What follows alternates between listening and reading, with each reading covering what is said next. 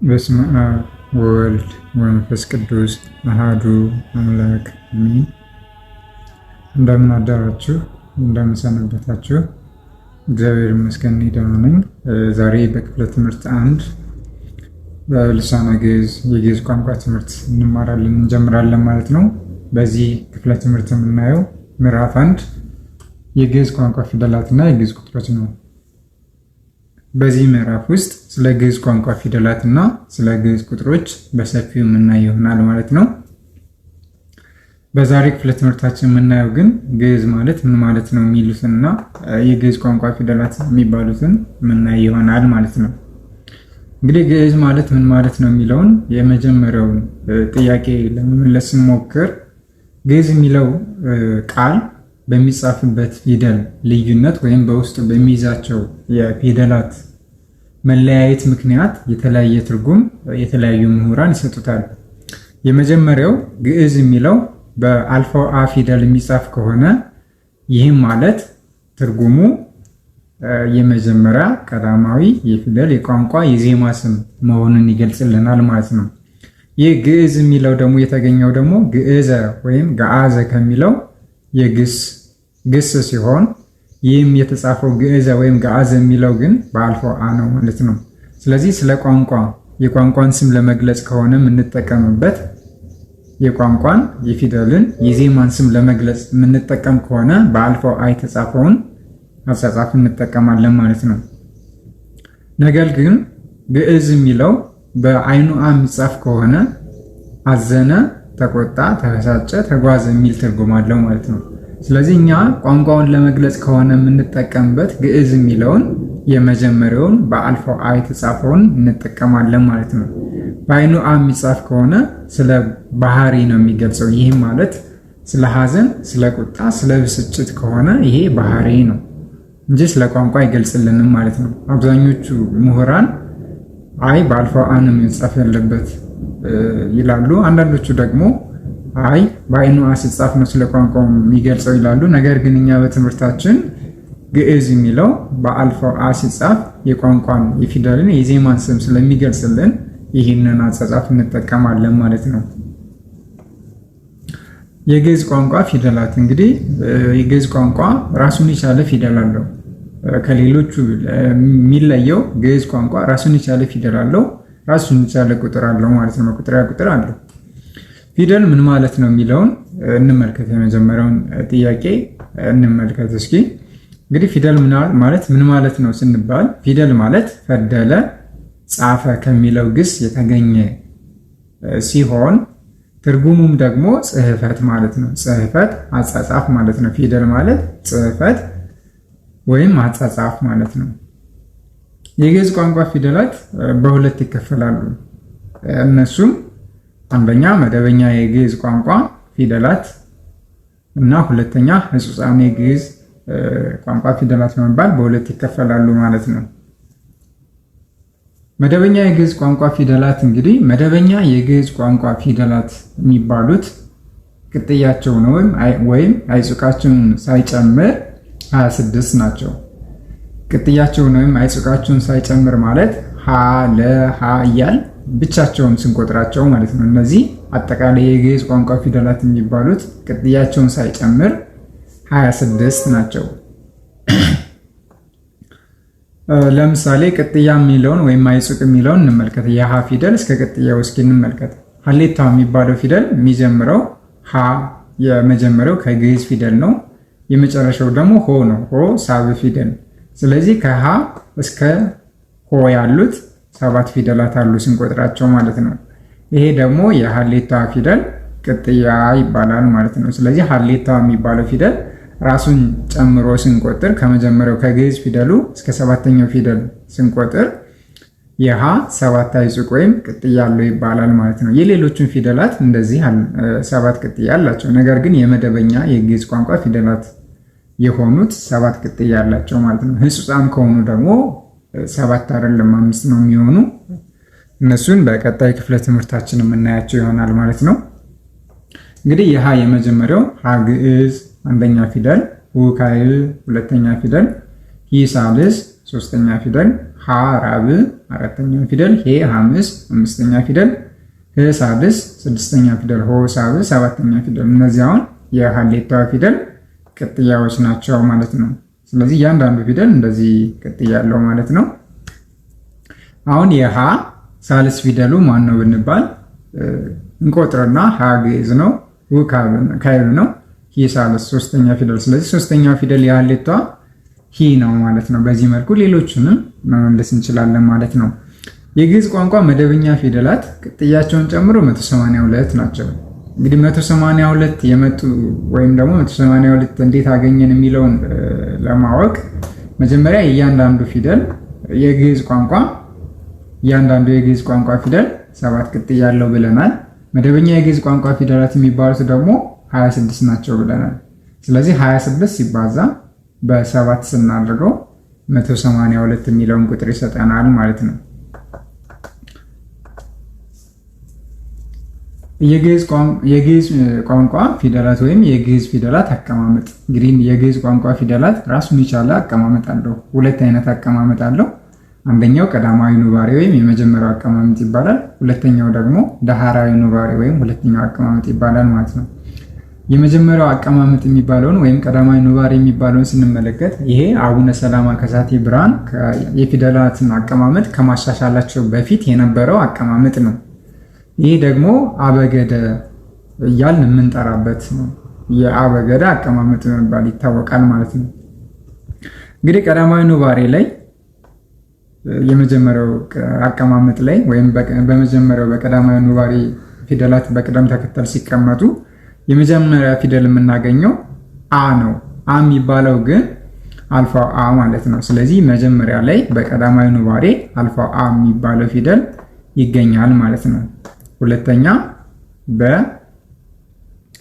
ሶስተኛ ገ፣ አራተኛ በ፣ አምስተኛ ሀሌታ ሀ፣ ስድስተኛ ወ፣ ሰባተኛ ዘ፣ ስምንተኛ ሐመር ሀ፣ ዘጠነኛ ብዙሃን ውሃ፣ አስረኛ ጠ፣ 11ኛ የ፣ 12ኛ ከ፣ 13ኛ ለ፣ 14ኛ መ፣ 15ኛ ነ፣ 16ኛ ንጉሱ ሰ፣ 17ኛ አይኑ አ፣ 18ኛ ፈ፣ 19ኛ ጸ፣ ጸሎቱ ጸ ወይም ጸናጽሉ ጸም ይባላል። 20ኛ ጸ፣ ጸሎቱ ጸ፣ ፀሐዩ ጸ፣ 20ኛ ፀሐዩ ጸ። ፀሐይ ብለን ስንጽፍ በዚህ ጸ ነው የምንጽፈው ማለት ነው። ስለዚህ ፀሐዩ ጸ ይባላል ማለት ነው። 19ኛ ጸ የሚባለው ጸሎቱ ጸ የሚለው ጸሎት ጸናጽል ብለን ስንጽፍ በዚህ ፊደል ስለምንጽፍ ነው። 21ኛ ቀ፣ 22ኛ ረ፣ 23ኛ ሰ። ይህ ደግሞ እሳቱ ሰ ይባላል። እሳት የሚል ቃል መጻፍ ስንፈልግ በዚህ እንጽፋለን ማለት ነው፣ በእሳቱ ሰ። ንጉሱ ሰ የሚባለው ደግሞ ንጉስ ብለን መጻፍ ስንፈልግ በዚህ እንጽፋለን ማለት ነው። ንጉስ ወይም ንግስት የሚሉ ስሞችን ወይም ደግሞ ቃል ስንጽፍ በዚህኛው በንጉሱ ሰ ፊደል እንጽፋለን ማለት ነው። 14ኛ ተ፣ 24ኛ ተ፣ ይቅርታ 24ኛ ተ፣ 25ኛ ጠ፣ 26ኛ ፐ። ስለዚህ እነዚህ አጠቃላይ 26 ናቸው። እነዚህ ደግሞ መደበኛ የግዕዝ ቋንቋ ፊደላት ይባላሉ። ነገር ግን ቅጥያቸውን ሳይጨምር ብቻ ነው የዘረዘርናቸው።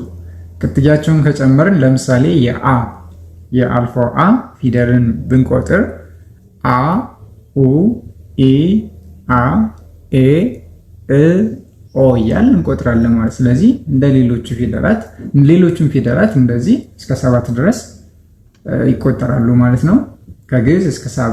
ስለዚህ 26 ሲባዛ በ7 182 ይሆናል ማለት ነው። ሁለተኛ ዳህራዊ ኑባሬ ወይም ሁለተኛው አቀማመጥ የሚባለውን እንመልከት። እንግዲህ የሁለተኛው አቀማመጥ ሀለሃመ የሚባል አቀማመጥ ያለው ነው። ማለትም ሀ ሀሌታዋ፣ ለ ሐመሯ፣ መ እያልን የምናስቀምጥበት ቅደም ተከተል ማለት ነው። ይህ አሁን ወደ ታች ስንዘረዝራቸው ማለት ነው፣ ቅጥያቸውን ሳይጨምር። ይህን በዚህ አቀማመጥ እንዲቀመጥ ያደረጉት ደግሞ አባታችን አቡነ ሰላማ ከሳቴ ብርሃን ናቸው። በዚህ መልኩ ያስቀምጡልን ማለት ነው። አቡነ ሰላማ ከሳቴ ብርሃን በቤተክርስቲያናችን በርካታ ስራዎችን ሰርተውልናል።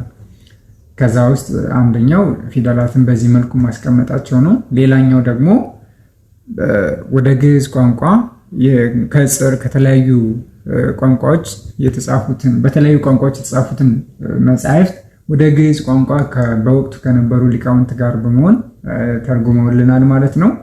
እንዲሁም ደግሞ ከዚህ በፊት አጻጻፍ እኛ ስንጽፍ የምንጠቀመው የነበረ ከቀኝ ወደ ግራ ነበር። አሁን ግን ከግራ ወደ ቀኝ እንድንጽፍ አድርገውልናል ማለት ነው። እንድንጽፍ ያደረጉን እሳቸው ናቸው። በዚህ መልኩ በርካታ ስራዎችን ለቤተክርስቲያናችን ሰርተዋል አቡነ ሰላማ ከሳቴ ብርሃን። ስለዚህ ስለሳቸው አባቶቻችንን በመጠየቅ ምን እንደሰሩ ማወቅ እንችላለን፣ መማር እንችላለን ማለት ነው። እኛ ወደ ፊደላት አቀማመጥ እንመለስ። እንግዲህ የሃለ አቀማመጥ የሚለው በቅደም ተከተል በቀዳማዊ ኑባሬ ላይ የነበረው የመጀመሪያው ፊደል አልፋው አ ነበረ። በዳህራዊ ኑባሬ ግን የመጀመሪያው ፊደል መጀመሪያ ላይ የተቀመጠው ፊደል ሀሌቷ ነው ማለት ነው። ሁለተኛ ለ፣ ሶስተኛ ሐመርሃ፣ አራተኛ መ፣ አምስተኛ ንጉሱ ሰ፣ ስድስተኛ ረ፣ ሰባተኛ እሳቱ ሰ፣ ስምንተኛ ቀ፣ ዘጠነኛ በ፣ አስረኛ ተ፣ 11ኛ ብዙሃን ውሃ፣ 12ኛ ነ፣ 13ኛ አልፋው አ። እንግዲህ 13ኛ ላይ ነው አልፋው አ የመጣ። በቀዳማዊ ግን አንደኛ ላይ ነበረ ማለት ነው አልፋው አ።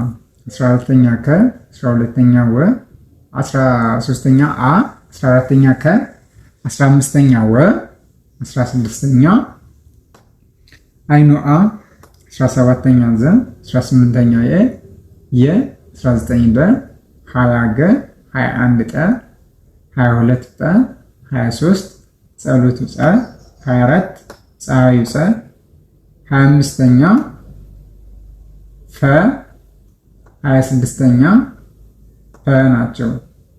ይሄ ቦታ ስላቀያየርኩት ነው። 25ኛ ላይ የሚቀመጠው ፈ ነው። 26ኛ ደግሞ ፈ ማለት ነው። በዚህ መልኩ ከተቀመጠ አለሃ መሰረ እያለ የሚቀመጥ ከሆነ ዳህራዊ ኑባሬ ወይም ሁለተኛው አቀማመጥ ይባላል ማለት ነው።